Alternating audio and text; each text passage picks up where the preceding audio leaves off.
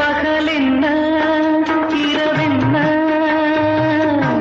நாம் காண வேண்டும் மதனோற்சவம். பகலென்ன இரவென்ன நாம் காண வேண்டும் மதனோற்சவம்.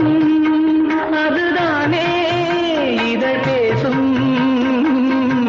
மணிமந்திரம். ஒரு பஞ்சணையில் இரு பைங்கிளிகள்